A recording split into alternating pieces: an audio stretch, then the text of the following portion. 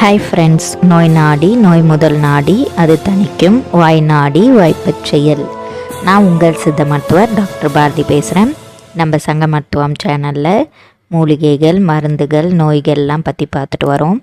அதில் நம்ம இன்றைக்கி பார்க்க போகிற மருந்து, அதாவது என்ன மெடிசன் பார்க்க போகிறோன்னு பார்த்தீங்கன்னா சர்பகந்தகன வடி, அதை பற்றி தான் பார்க்க போகிறோம். இது சர்பகந்தா டேப்லெட் அப்படின்னும் இருக்குது, சர்பகந்தகன வடிவேல் அப்படின்னும் இருக்குது. இது என்னென்னா மாத்திரை வடிவில் தான் இருக்குது, மற்றபடி வேறு எந்த ஃபார்மட்லேயும் இல்லை. இதில் என்னென்னலாம் சேருது அப்படின்னா சர்பகந்தா, ஜடாமாஞ்சில், திப்பிலி, கசகசா, ஓமம் இதான் சேருது இதில். இது முக்கியமாக எதுக்கு யூஸ் பண்ணுவாங்க அப்படின்னு பார்த்தீங்கன்னா பிபிக்கு தான் யூஸ் பண்ணுவாங்க. அது இல்லாமல் இன்னொன்று என்னென்னா சுத்தமாக தூக்கம் வராமல் இருப்பாங்க. சில பேர் ரொம்ப டென்ஷன் ஆகிட்டு படப்படன்னு இருக்கும், அதனால் தூக்கம் சரியாக வராது.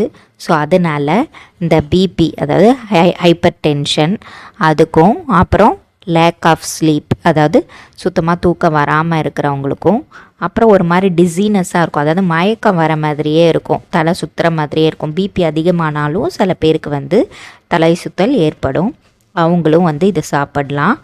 இது ஒரு வேளை தான் சாப்பிடணும், ஒரு நாளைக்கு ஒரு வேளை தான். சாப்பிட்டதுக்கப்புறம் ஒரு வேளை நைட்டுக்கு சாப்பிடலாம், இல்லாட்டினா காலையிலன்னா சாப்பிட்டதுக்கப்புறம் ஒரு வேளை சாப்பிட்டுக்கலாம். தகுந்த மருத்துவர் ஆலோசனையோடு தான் எடுக்கணும். மோஸ்ட்டாக நம்ம கசகசாவே இந்த மாதிரி தூக்கம் வராமல் இருக்கிறதுக்காக சாப்பிடுவாங்க. அதனால் இதெல்லாம் சேர்ந்து இருக்கிறதுனால இது தூக்கம் வராமல் இருக்கிறதுக்கும் சாப்பிடலாம். அதேமாதிரி ப்ரெஷர், சர்பகந்தா அப்படின்னாலே என்னென்னா ப்ரெஷர் தான், ஹை பிபி இருக்கிறவங்க சாப்பிட்றது தான். இது ஹார்ட்டுக்கும் நல்ல ஒரு ஸ்ட்ரென்த்து தரும். ஆனால் டக்குன்னு பிபியை ரெடியூஸ் பண்ணிடும். இப்போ ரொம்ப ஹையாக இருக்கிறவங்க இதை எடுத்துக்கலாம், ஒன்றும் பிரச்சனை இல்லை.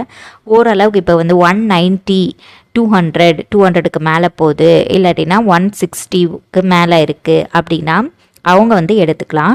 160க்கு கீழே 120க்கு மேலே கொஞ்சம் தான் அதிகமாக இருக்கும், அவங்க இந்த டேப்லெட் எடுத்துக்க வேண்டிய அவசியம் இல்லை. அவங்க மருதம்பட்டை டேப்லெட், இல்லை மருதம் கேப்சியூலாக இருக்குது அந்த மாதிரி எடுத்துக்கலாம், இல்லை மருதம்பட்டை பொடி அந்த மாதிரி எடுத்துக்கலாம். சாதாரணமாக திரிபலா கூட அவங்க எடுத்துக்கலாம். ஆனால் ரொம்ப அதிகமாக பிபி இருக்கிறவங்க இதை எடுத்துக்கலாம். அவங்களும் ரொம்ப நாளைக்கு யூஸ் பண்ண முடியாது, ஏன்னா இது பிபியை சடனாக ரெடியூஸ் பண்ணிடும். ஸோ அதனால் பிபி நம்ம செக் பண்ணிக்கிட்டே இருக்கணும். இப்போ ஒரு டேப்லெட் எடுத்துக்கிறீங்கன்னா 1 வீக் எடுத்துகிட்டு, இல்லை ஒரு 3 டேஸ் எடுத்துகிட்டு ஒரு பிபியை செக் பண்ணுங்கள். பிபி ரொம்ப லோவாகிடுச்சு அப்படின்னா டேப்லெட்டை ஸ்டாப் பண்ணிடணும்.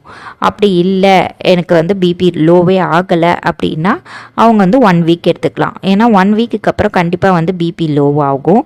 ஓரளவுக்கு மெயின்டைன் ஆகிட்டே இருந்துச்சு அப்படின்னா டேப்லெட்டை ஸ்டாப் பண்ணிவிட்டு அப்படியே நம்ம ஃபுட்டிலே இப்போ உப்பெல்லாம் கம்மி பண்ணி அந்த மாதிரி சாப்பிட்டுக்கலாம். ஆயில் ஐட்டம்ஸ் அதெல்லாம் கம்மி பண்ணி பிபியை அப்படியே மெயின்டைன் பண்ணிக்கலாம்.